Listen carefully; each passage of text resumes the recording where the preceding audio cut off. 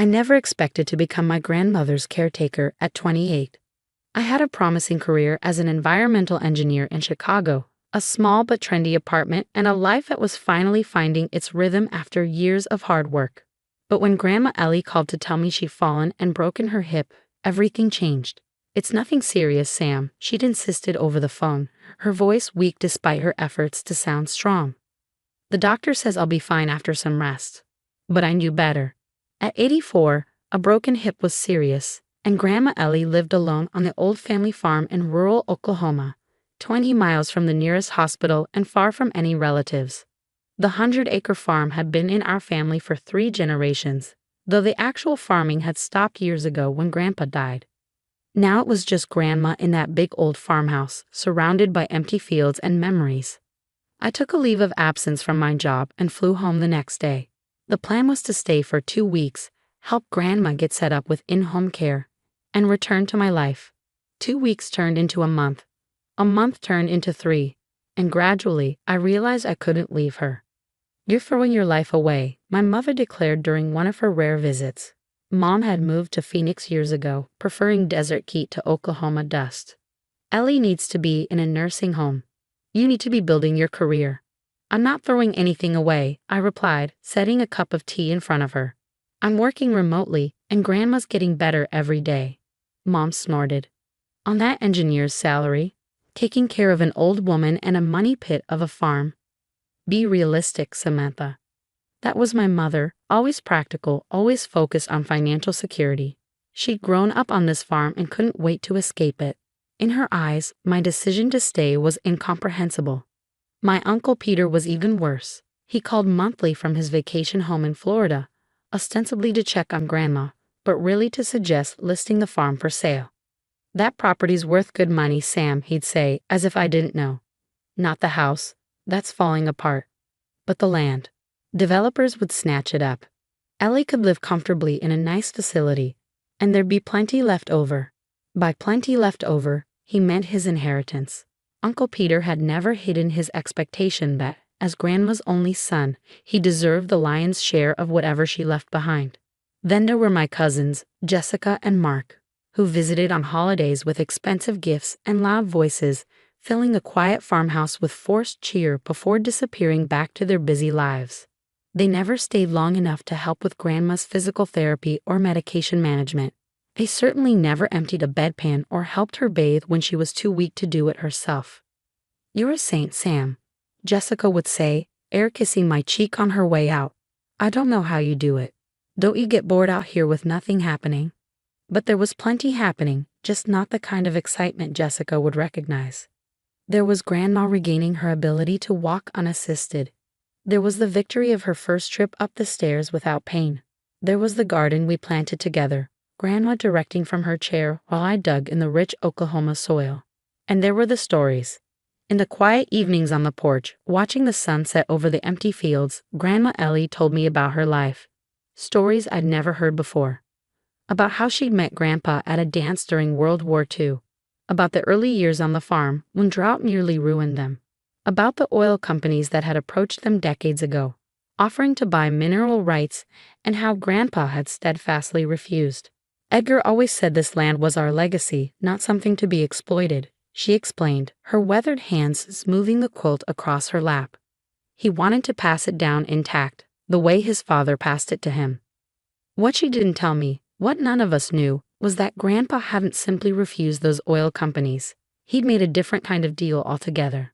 I found out a year later when Grandma Ellie passed away peacefully in her sleep. I'd been with her until the end, holding her hand as she drifted off, whispering that she was loved. The pain of losing her was sharp and deep, a physical ache that made it hard to breathe.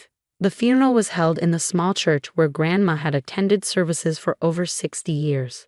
The pews were filled with neighbors and friends, people whose lives she touched with her quiet kindness. My family was there too, of course.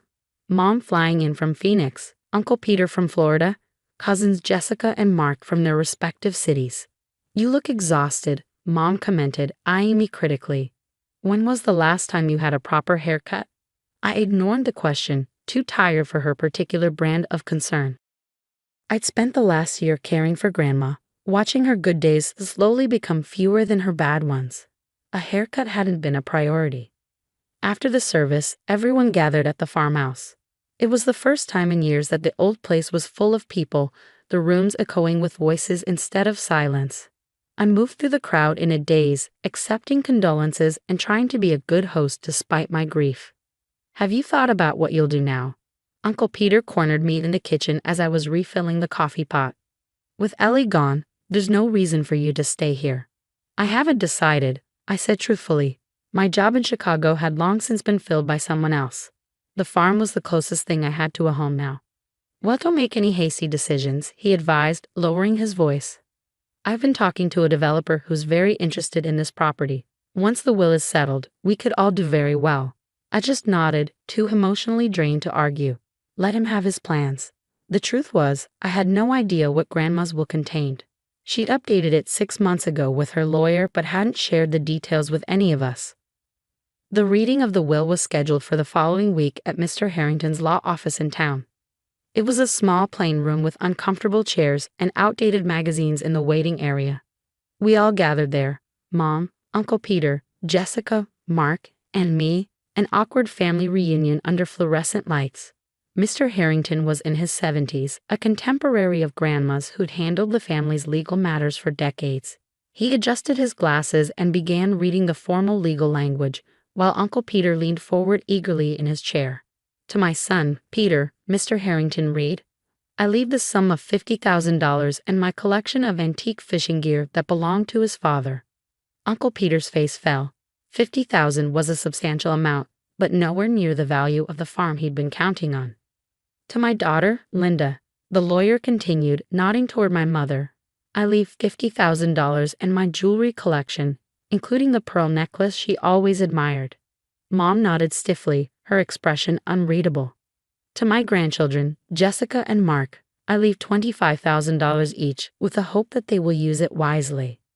Jessica and Mark exchanged glances. Like their father, they'd expected more. "And to my granddaughter, Samantha," Mr. Harrington adjusted his glasses again, "who stayed by my side when I needed her most, I leave the farmhouse and all 100 acres of the surrounding land, along with any assets or rights pertaining to that property." The room went silent. Then Uncle Peter let out a sharp laugh. "The farmhouse? That's falling apart. And those fields haven't produced a crop in years." "The land alone must be worth something," Mom interjected, giving me a calculating look. "Especially if that developer is still interested." Mr. Harrington cleared his throat. "There is a personal letter for Samantha as well," he said, handing me a sealed envelope with my name written in Grandma's shaky handwriting. The rest of the meeting passed in a blur of paperwork and thinly veiled disappointment from my family. Uncle Peter was already on his phone as we left the office, presumably calling his developer contact to see if the deal could still be salvaged through me. "Don't make any decisions without consulting us," he instructed as we stood in the parking lot. That property represents a family legacy. A family legacy he'd been eager to sell to the highest bidder just minutes before. I nodded silently. "You should at least hear what offers are out there," Mom added. "That old house needs more work than it's worth. Be practical, Samantha." I promised to think about it, mostly to end the conversation. All I wanted was to go back to the farm, my farm now, and read Grandma's letter in private. Once home, I sat on the porch swing where Grandma and I had spent so many evenings and carefully opened the envelope. "My dearest Sam, if you're reading this, I've moved on to be with your grandfather, and the farm is now yours. I want you to know this was always the plan, even before you came to help me after my fall. Your grandfather and I saw something in you from the time you were small, a love for this land that none of our other children or grandchildren shared. What you don't know, what none of the family knows, is that Edgar didn't simply refuse the oil companies all those years ago. He was shrewder than that. He sold mineral rights to a small portion of the property, just 10 acres on the far north corner, but retained the rights to the rest, believing that someday those rights would be far more valuable. He was right. 6 months ago, Mr. Harrington helped me negotiate a deal with Meridian Energy. They've confirmed significant oil deposits on our land, Sam. The contract is in the safe behind your grandfather's portrait in the study. The combination is our wedding date, 06 to 12/39. The first wells will be installed within a year of my passing. The income will be substantial, enough to restore the farmhouse, enough to live comfortably, enough to do whatever you dream of doing while keeping our land intact. This is your legacy now, not just the money, but the responsibility of stewardship. This land has been in our family for generations, and now I'm trusting it to you. I've seen how you care for things, Sam, how you tended to me, how you nurtured the garden, how you repaired the old porch swing without being asked. You have your grandfather's hands and heart. The others see the farm as a burden or a cash cow. You see it as a home. I love you, my sweet girl. Thank you for the gift of your time and care in my final years. I hope this gift I leave to you brings you as much joy as you brought to me. All my love, Grandma Ellie. I read the letter twice, tears streaming down my face, before going to the study. The safe behind Grandpa's portrait contained exactly what Grandma had described: a thick contract with Meridian Energy, along with geological surveys showing significant oil deposits across the property. The projected income was staggering. Millions over the life of the wells. I sat up all night, thinking about what this meant, about what Grandma had entrusted to me, about how to honor both the financial opportunity and the family legacy she described. By morning, I had a plan. For the next 6 months, I said nothing to my family about the oil rights. When Uncle Peter called with news of a developer willing to pay top dollar for the land, I politely declined. When Mom suggested selling at least part of the property to fund a real life back in the city, I changed the subject. That farmhouse is eating up all your savings, she warned during one phone call. You're as stubborn as Ellie was. Thank you, I replied, taking it as the compliment it wasn't intended to be. Meanwhile, Meridian Energy began the process of installing the first wells on my property. I worked closely with their environmental teams to ensure minimal disruption to the land. I used some of the initial payments to begin restoring the farmhouse, hiring local contractors to repair the roof and replace the ancient plumbing. When the first well was completed and ready to begin production, I decided it was time. I sent identical invitations to Mom, Uncle Peter, Jessica, and Mark. You were cordially invited to a gathering at the family farm to celebrate new beginnings, Saturday, June 12th, 2 p.m. They all accepted, probably curious about what I could possibly be celebrating in that money pit of a farm. The day of the gathering was perfect. Clear blue Oklahoma sky, gentle breeze, the fields around the farmhouse lush and green. I'd had the house painted, the porch rebuilt, the garden landscaped. It looked better than it had in decades. Uncle Peter arrived first, his luxury SUV kicking up dust on the long driveway. He stepped out and looked around with obvious surprise. Place looks different, he commented, taking in the improvements. You've been busy. I have, I agreed, leading him to the back porch where I'd set up refreshments. Mom, Jessica, and Mark arrived soon after, all making similar observations about the farm's transformation. This must have cost a fortune, Mom said suspiciously. Where did you get the money, Samantha? That's actually why I asked you all here today, I replied, handing each of them a glass of Grandma's favorite lemonade. I wanted to show you something. I led them across the backfield, following a newly graveled path toward the north corner of the property. As we crested a small hill, the oil well came into view, a pumping unit moving rhythmically up and down against the horizon. They all stopped in their tracks. Is that? Uncle Peter began, his voice faltering. An oil well. Yes, I confirmed. The first of several Meridian Energy will be installing over the next year. There's oil on this property? Mark asked incredulously. Quite a lot, according to the surveys. I handed each of them a copy of a simplified version of the contract. Grandpa suspected it decades ago. He sold mineral rights to a small section but kept the rest. Grandma finalized this deal 6 months before she died. They stared at the papers, then at the well, then at me, their expressions a mix of shock, confusion, and dawning comprehension. All this time, Uncle Peter said slowly, when we thought this land was worthless. It was never worthless, I corrected him. It was always valuable, as our family home, as our heritage, as the place Grandma and Grandpa built their lives. The oil is just a bonus. How much? Jessica asked bluntly, scanning the contract. How much is this worth? The projections are in the contract, I replied. But it's substantial. Mom looked up from the papers, her face pale. And Ellie left all of this to you. Just you? She left me the farm and everything pertaining to it, I confirmed, including the mineral rights. A heavy silence fell over the group as they processed the implications. The worthless farm they'd urged me to sell was now revealed as an asset worth millions. The year I'd wasted caring for Grandma had resulted in an inheritance beyond any of their expectations. "Well," Uncle Peter finally said, forcing a smile, "I suppose congratulations are in order. You certainly lucked out, Sam." "It wasn't luck," I said firmly. "Grandma made a choice, just like I'm making one now." I handed each of them a second document, a legal agreement establishing the Ellie and Edgar Williams Foundation. 50% of the oil revenues will go into this foundation, I explained. Its mission is to support sustainable agriculture, environmental conservation, and elder care in this county. I'm establishing it in Grandma and Grandpa's names. "And the other 50%?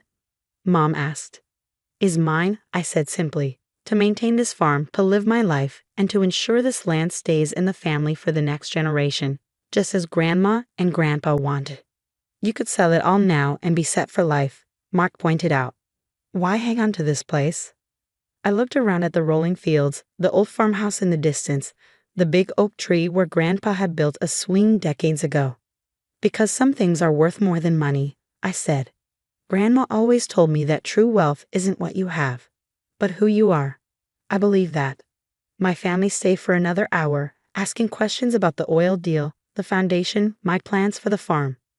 The conversations were strained, undercurrents of regret and resentment flowing beneath their congratulatory words.